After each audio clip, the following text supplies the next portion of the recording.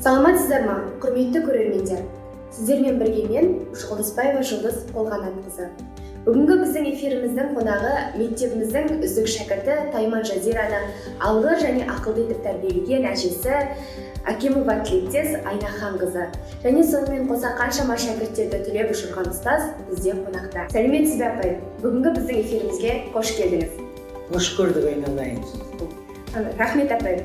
Апай, әуелі бағдарламаны басталмас бұрын өзіңіз туралы біздің көрерменге айта кетсеңіз.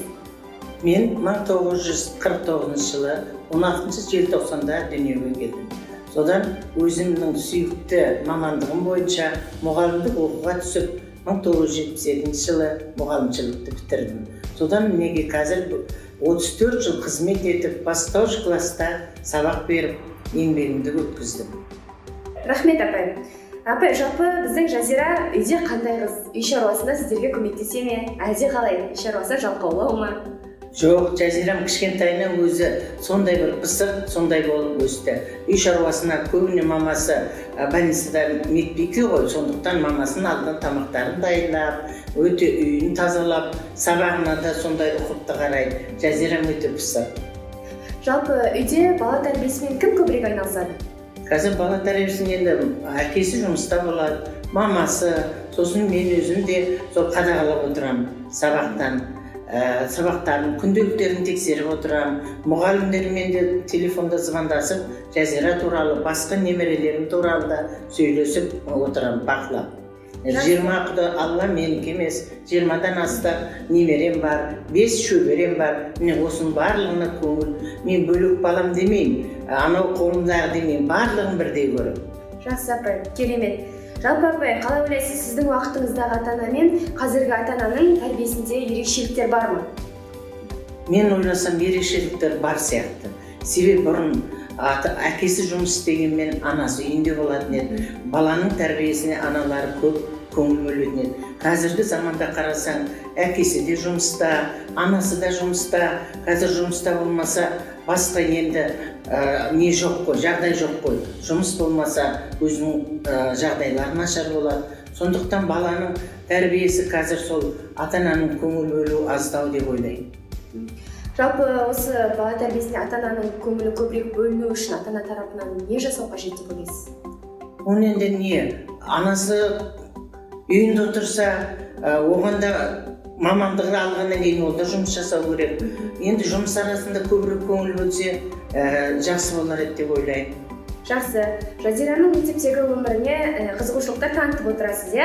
Жалпы қызыңыздың қандай пәндерді сүйіп оқиды, қандай ұстаздардың сабағына үлгі өнеге алып отырады, бұл туралы айтып өтсеңіз. Жазира мектепте алғыр, оқыған мектептердің барлығында сол жаңағы құрмет тақтасынан түскен жоқ ешқандай.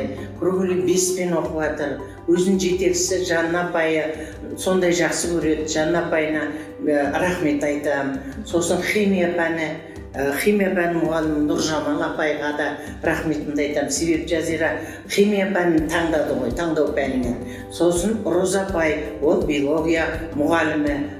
Сол Роза апайға да рахметімді айтамын. Себебі осы химия мен биологияны Жазира таңдап, сондықтан сол апайларына қызығушысы шығар дейін бір жағынан. Апайды жақсы көргеннен ба, өзінің сол химия мен биологияны таңдады. Жақсы. Апай, жалпы химия биологияны таңдады деп отырсыз ғой. Жазира болашақта қандай мамандық иесі болғысы келеді? Жазира болашақта дәрігер болғысы келеді. Дәрігер болғанда да жүрек дәрігері болсам дейді, өзі арманы. Содан енді сол пәніне мұғалімдердің жақсылығы шығар, соған қарай итермелеген, сол мақсатына жетсе деп Жазирама тілеулес болуым келіп отыр. Иә, жалпы дәрігер болу бұл үлкен жауапкершілікті талап ететін мамандық. Жазираға дәрігер мамандығын таңдауға кім себепкер болды? Оны кеше ғана өткен, әлі мінекей наурыз айында бір жыл болып отыр. Алдын басқа пәнді таңдап жүреді. Кеше осы пандемия кезінен кейін Жазира күрт өзгерді. Енді мен әже дәрігер болғым келеді деп. Сол кешегі осы мына пандемия 2019 жылы сол әсер етіп, содан өзі түйсігі бойынша, соған алған әсері бойынша шығар, сол дәрігер мамандығын таңдады.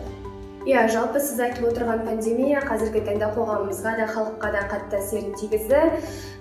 Көп зардап шекті деп те айтып жатырмыз. Жалпы пандемия сіздің отбасыңызға қалай әсер етті? Менің отбасыма келетін болсақ, кеше шілде айы мен маусым айларында пандемияның күшейген кезі болды ғой. Сол кезде бірінші сол келіндерім ауырды, немерелерім ауырды, сосын өзім де ауырдым, өзім 40 күндей ауырдым. Құдайға шүкір, осы Жазираның мамасының арқасында, бірінші Алланың арқасында, екінші Жазираның мамасы жаңа мамандығы медбике дедім ғой. Сол қолынан келгенше күні түні мен ауырған кезде үйіне бармай қасымда болды. Үйімде түнеп жүрді. Соның арқасы сөйтіп, әйтеуір пандемия өте қатты әсер етті. Біреу бауырынан айырылды, біреу әкесінен айырылса, біреу шешесінен айырылды. Енді Алла осы елімізге, бүкіл дүние жүзіне осы ауру келмесін деп тілек білемін. Тілектес апай сияқты әжелеріміз көп болсын деген тілекпен бүгінгі бағдарламамызды аяқтаймыз.